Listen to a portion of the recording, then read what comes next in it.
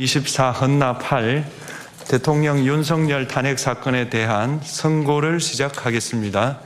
먼저 적법 요건에 관하여 살펴보겠습니다. 이 사건 계엄 선포가 사법심사의 대상이 되는지에 관하여 보겠습니다. 고위공직자의 헌법 및 법률 위반으로부터 헌법 질서를 수호하고자 하는 탄핵 심판의 취지를 고려하면 이 사건 계엄 선포가 고도의 정치적 결단을 요하는 행위라 하더라도 그 헌법 및 법률 위반 여부를 심사할 수 있습니다. 국회 법사의 조사 없이 이 사건 탄핵 소추안을 의결한 점에 대하여 보겠습니다. 헌법은 국회의 소추 절차를 입법에 맡기고 있고 국회법은 법사위 조사 여부를 국회의 재량으로 규정하고 있습니다. 따라서 법사위의 조사가 없었다고 하여 탄핵 소추 의결이 부적법하다고 볼 수 없습니다. 이 사건 탄핵 소추안의 의결이 일사부재의 원칙에 위반되는지 여부에 대해서 보겠습니다. 국회법은 부결된 안건을 같은 회기 중에 다시 발의할 수 없도록 규정하고 있습니다. 피청구인에 대한 1차 탄핵 소추안이 제418회 정기회 회기에 투표 불성립되었지만 이 사건 탄핵 소추안은 제419회 임시회 회기 중에 발의되었으므로 일사부재의 원칙에 위반되지 않습니다. 한편 이에 대해서는 다른 회기에도 탄핵 소추안의 발의 횟수를 제한하는 입법이 필요하다는 재판관 정형식의 보충 의견이 있습니다. 이 사건 계엄이 단시간 안에 해제되었고 이로 인한 피해가 발생하지 않았으므로 보호 이익이 험결되었는지 여부에 대해서 보겠습니다. 이 사건 계엄이 해제되었다고 하더라도 이 사건 계엄으로 인하여 이 사건 탄핵 사유는 이미 발생하였으므로 심판의 이익이 부정된다고 볼 수 없습니다. 소추 의결서에서 내란죄 등 형법 위반 행위로 구성하였던 것을 탄핵 심판 청구 이후에 헌법 위반 행위로 포섭하여 주장한 점에 대하여 보겠습니다. 기본적 사실관계는 동일하게 유지하면서 적용 법조문을 철회, 변경하는 것은 소추 사유의 철회, 변경에 해당하지 않으므로 특별한 절차를 거치지 않더라도 허용됩니다. 피청구인은 소추 사유에 내란죄 관련 부분이 없었다면 의결 정족수를 충족하지 못하였을 것이라고 주장하지만 이는 가정적 주장에 불과하며 객관적으로 뒷받침할 만한 근거도 없습니다. 대통령의 지위를 탈취하기 위하여 탄핵 소추권을 남용하였다는 주장에 대하여 보겠습니다. 이 사건 탄핵 소추안의 의결 과정이 적법하고 피소추자의 헌법 또는 법률 위반이 일정 수준 이상 소명되었으므로 탄핵 소추권이 남용되었다고 볼 수 없습니다. 그렇다면 이 사건 탄핵 심판 청구는 적법합니다. 한편 증거법칙과 관련하여 탄핵 심판 절차에서 형사소송법상 전문 법칙을 완화하여 적용할 수 있다는 재판관 이미선, 김형두의 보충 의견과 탄핵 심판 절차에서 앞으로는 전문 법칙을 보다 엄격하게 적용할 필요가 있다는 재판관 김복형, 조한창의 보충 의견이 있습니다. 다음으로 피청구인이 직무집행에 있어 헌법이나 법률을 위반하였는지 피청구인의 법 위반 행위가 피청구인을 파면할 만큼 중대한 것인지에 관하여 살펴보겠습니다. 우선 소추 사유별로 살펴보겠습니다. 1. 이 사건 계엄 선포에 관하여 보겠습니다. 헌법 및 계엄법에 따르면 비상계엄 선포의 실체적 요건 중 하나는 전시, 사변 또는 이에 준하는 국가 비상사태로 저가 교전 상태에 있거나 사회 질서가 극도로 교란되어 행정 및 사법 기능의 수행이 현저히 곤란한 상황이 현실적으로 발생하여야 한다는 것입니다. 피청구인은 야당이 다수 의석을 차지한 국회의 이례적인 탄핵소추 추진, 일방적인 입법권 행사 및 예산 삭감 시도 등의 전횡으로 인하여 위와 같은 중대한 위기사항이 발생하였다고 주장합니다. 피청구인의 취임 후 이 사건 계엄 선포 전까지 국회는 행안부 장관, 검사, 방통위위원장, 감사원장 등에 대하여 총 22건의 탄핵소추안을 발의하였습니다. 이는 국회가 탄핵소추 사유의 위헌위법성에 대해 숙고하지 않은 채 법 위반의 의혹에만 근거하여 탄핵심판 제도를 정부에 대한 정치적 압박 수단으로 이용하였다는 우려를 낳았습니다. 그러나 이 사건 계엄 선포 당시에는 검사 1인 및 방통위위원장에 대한 탄핵심판 절차만이 진행 중이었습니다. 피청구인이 야당이 일방적으로 통과시켜 문제가 있다고 주장하는 법률안들은 피청구인이 제의를 요구하거나 공포를 보류하여 그 효력이 발생되지 않은 상태였습니다. 2025년도 예산안은 2024년 예산을 집행하고 있었던 이 사건 계엄 선포 당시 상황에 어떠한 영향을 미칠 수 없고 위 예산안에 대하여 국회 예결특위의 의결이 있었을 뿐 본회의의 의결이 있었던 것도 아닙니다. 따라서 국회의 탄핵소추, 입법, 예산안 심의 등의 권한 행사가 이 사건 계엄 선포 당시 중대한 위기 상황을 현실적으로 발생시켰다고 볼 수 없습니다. 국회의 권한 행사가 위법, 부당하더라도 헌법재판소의 탄핵 심판, 피청구인의 법률안 제의 요구 등 평상시 권력 행사 방법으로 대처할 수 있으므로 국가 긴급권의 행사를 정당화할 수 없습니다. 피청구인은 부정선거 의혹을 해소하기 위하여 이 사건 계엄을 선포하였다고도 주장합니다.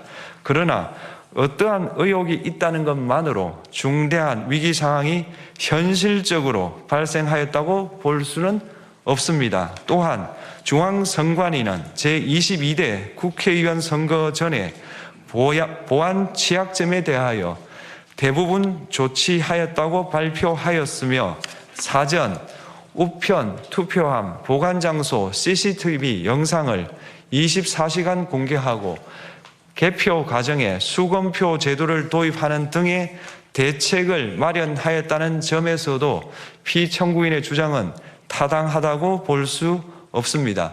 결국 피청구인이 주장하는 사정을 모두 고려하더라도 피청구인의 판단을 객관적으로 정당화할 수 있을 정도의 위기 상황이 이 사건 계엄 선포 당시 존재하였다고 볼 수 없습니다.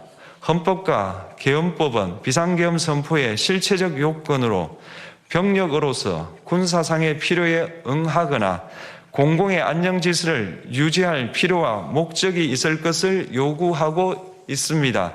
그런데 피청구인이 주장하는 국회의 권한 행사로 인한 국정마비 상태나 부정선거 의혹은 정치적, 제도적, 사법적 수단을 통하여 해결하여야 할 문제이지 병력을 동원하여 해결할 수 있는 것이 아닙니다. 피청구인은 이 사건 계엄이 야당의 전횡과 국정위기 상황을 국민에게 알리기 위한 경고성 계엄 또는 호소형 계엄이라고 주장하지만 이는 계엄법이 정한 계엄 선포의 목적이 아닙니다. 또한 피청구인은 계엄 선포에 그치지 아니하고 군경을 동원하여 국회의 권한 행사를 방해하는 등의 헌법 및 법률 위반 행위로 나아갔으므로 경고성 또는 호소형 계엄이라는 피청구인의 주장을 받아들일 수 없습니다. 그렇다면 이 사건 계엄 선포는 비상계엄 선포의 실체적 요건을 위반한 것입니다. 다음으로 이 사건 계엄 선포가 절차적 요건을 준수하였는지에 관하여 보겠습니다. 계엄 선포 및 계엄 사령관 임명은 국무회의의 심의를 거쳐야 합니다. 피청구인이 이 사건 계엄을 선포하기 직전에 국무총리 및 9명의 국무위원에게 계엄 선포의 취지를 간략히 설명한 사실은 인정됩니다. 그러나 피청구인은 계엄사령관 등 이 사건 계엄의 구체적인 내용을 설명하지 않았고 다른 구성원들에게 의견을 진술할 기회를 부여하지 않은 점을 고려하면 이 사건 계엄 선포에 관한 심의가 이루어졌다고 보기도 어렵습니다. 그 외에도 피청구인은 국무총리와 관계 국무위원이 비상계엄 선포문에 부서하지 않았음에도 이 사건 계엄을 선포하였고 그 시행 일시, 시행 지역 및 계엄사령관을 공고하지 않았으며 지체 없이 국회에 통고하지도 않았으므로 헌법 및 계엄법이 정한 비상계엄 선포의 절차적 요건을 위반하였습니다. 2. 국회에 대한 군경 투입에 관하여 보겠습니다. 피청구인은 국방부 장관에게 국회에 군대를 투입할 것을 지시하였습니다. 이에 군인들은 헬기 등을 이용하여 국회 경내로 진입하였고 일부는 유리창을 깨고 본관 내부로 들어가기도 하였습니다. 피청구인은 육군 특수전 사령관 등에게 의결 정족수가 채워지지 않은 것 같으니 문을 부수고 들어가서 안에 있는 인원들을 끄집어내라 는 등의 지시를 하였습니다. 또한 피청구인은 경찰청장에게 계엄사령관을 통하여 이 사건 포고령의 내용을 알려주고 직접 6차례 전화를 하기도 하였습니다. 이에 경찰청장은 국회 출입을 전면 차단하도록 하였습니다. 이로 인하여 국회로 모이고 있던 국회의원들 중 일부는 담장을 넘어가야 했거나 아예 들어가지 못하였습니다. 한편 국방부 장관은 필요시 체포할 목적으로 국군 방첩사령관에게 국회의장, 각 정당 대표 등 14명의 위치를 확인하라고 지시하였습니다. 피청구인은 국가정보원 1차장에게 전화하여 국군 방첩사령부를 지원하라고 하였고 국군 방첩사령관은 국가정보원 1차장에게 위 사람들에 대한 위치 확인을 요청하였습니다. 이와 같이 피청구인은 군경을 투입하여 국회의원의 국회 출입을 통제하는 한편 이들을 끌어내라고 지시함으로써 국회의 권한 행사를 방해하였으므로 국회에 계엄 해제 요구권을 부여한 헌법 조항을 위반하였고 국회의원의 심의 표결권, 불체포 특권을 침해하였습니다. 또한 각 정당의 대표 등에 대한 위치 확인 시도에 관여함으로써 정당 활동의 자유를 침해하였습니다. 피청구인은 국회의 권한 행사를 막는 등 정치적 목적으로 병력을 투입함으로써 국가 안전보장과 국토방위를 사명으로 하여 나라를 위해 봉사하여 온 군인들이 일반 시민들과 대치하도록 만들었습니다. 이에 피청구인은 국군의 정치적 중립성을 침해하고 헌법에 따른 국군 통수 의무를 위반하였습니다. 3. 이 사건 포고령 발령에 관하여 보겠습니다. 피청구인은 이 사건 포고령을 통하여 국회, 지방의회, 정당의 활동을 금지함으로써 국회에 계엄 해제 요구권을 부여한 헌법조항, 정당 제도를 규정한 헌법조항, 대의민주주의 권력분리 원칙을 위반하였습니다. 비상계엄 하에서 기본권을 제한하기 위한 요건을 정한 헌법 및 계엄법 조항, 영장주의를 위반하여 국민의 정치적 기본권, 단체 행동권, 직업의 자유를 침해하였습니다. 4. 중앙선관위에 대한 압수수색에 관하여 보겠습니다. 피청구인은 국방부 장관에게 병력을 동원하여 선관위의 전산 시스템을 점검하라고 지시하였습니다. 이에 따라 중앙선관위 청사에 투입된 병력은 출입 통제를 하면서 당직자들의 휴대전화를 압수하고 전산 시스템을 촬영하였습니다. 이는 선관위에 대하여 영장 없이 압수수색을 하도록 하여 영장주의를 위반한 것이자 선관위의 독립성을 침해한 것입니다. 5. 법조인에 대한 위치 확인 시도에 관하여 보겠습니다. 앞서 말씀드린 바와 같이 피청구인은 필요시 체포할 목적으로 행해진 위치 확인 시도에 관여하였는데 그 대상에는 퇴임한 지 얼마 되지 않은 전 대법원장 및 전 대법관도 포함되어 있었습니다. 이는 현직 법관들로 하여금 언제든지 행정부에 의한 체포 대상이 될 수 있다는 압력을 받게 함으로 사법권의 독립을 침해한 것입니다. 지금까지 살펴본 피청구인의 법 위반 행위가 피청구인을 파면할 만큼 중대한 것인지 관하여 보겠습니다. 피청구인은 국회와의 대립사항을 타개할 목적으로 이 사건 계엄을 선포한 후 군경을 투입시켜 국회의 헌법상 권한 행사를 방해함으로써 국민 주권주의 및 민주주의를 부정하고 병력을 투입시켜 중앙선관위를 압수수색하도록 하는 등 헌법이 정한 통치구조를 무시하였으며 이 사건 포고령을 발령함으로써 국민의 기본권을 광범위하게 침해하였습니다. 이러한 행위는 법치국가 원리와 민주국가 원리의 기본 원칙들을 위반한 것으로 그 자체로 헌법 질서를 침해하고 민주공화정의 안정성에 심각한 위해를 끼쳤습니다. 한편 국회가 신속하게 비상계엄 해제 요구를 결의할 수 있었던 것은 시민들의 저항과 군경의 소극적인 임무 수행 덕분이었으므로 이는 피청구인의 법 위반에 대한 중대성 판단에 영향을 미치지 않습니다. 대통령의 권한은 어디까지나 헌법에 의하여 부여받은 것입니다.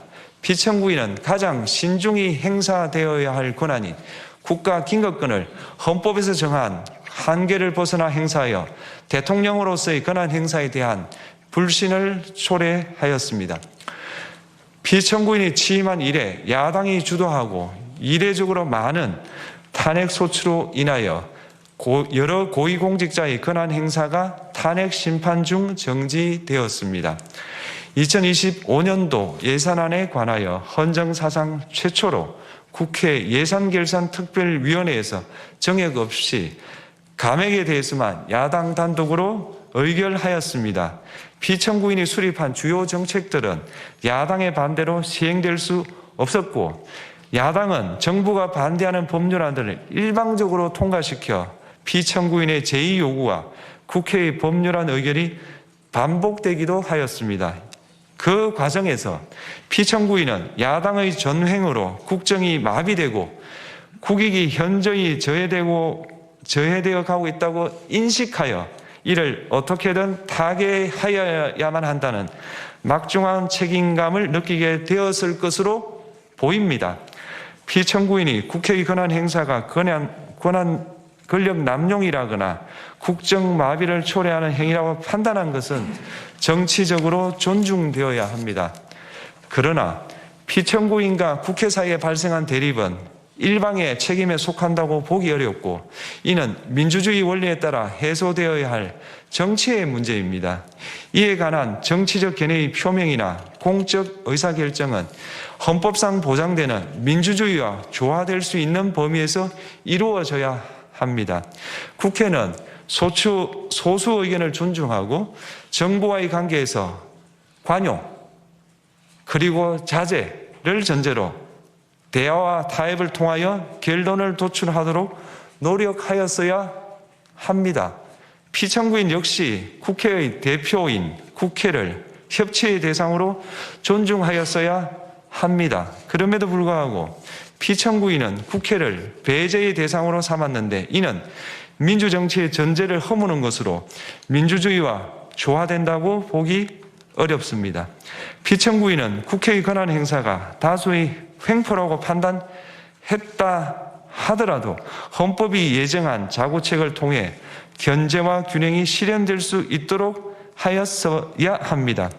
피청구인은 취임한 때로부터 약 2년 후에 치러진 국회의원 선거에서 피청구인이 국정을 주도하도록 국민을 설득할 기회가 있었습니다. 그 결과가 피청구인의 의도에 부합하지 않더라도 야당을 지지한 국민의 의사를 배제하려는 시도를 하여서는 안 되었습니다. 그럼에도 불구하고 피청구인은 헌법과 법률을 위반하여 이 사건 계엄을 선포함으로써 국가 긴급권 남용의 역사를 재현하여 국민을 충격에 빠뜨리고 사회, 경제, 정치, 외교 전 분야의 혼란을 야기하였습니다.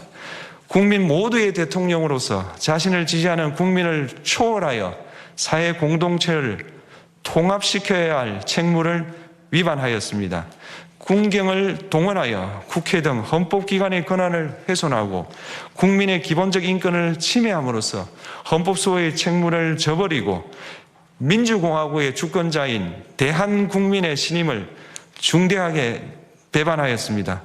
결국 피청구인의 위법 행위는 국민의 신임을 배반한 것으로 헌법소의 관점에서 용납될 수 없는 중대한 법 위반 행위에 해당합니다.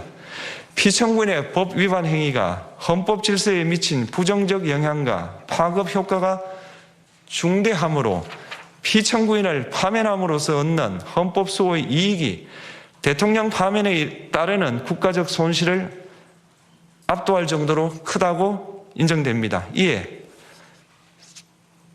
재판관 전원의 일치된 의견으로 주문을 선고합니다. 탄핵 사건이므로 선고 시각을 확인하겠습니다. 지금 시각은 오전 11시 22분입니다. 주문, 피청구인 대통령 윤석열을 파면한다.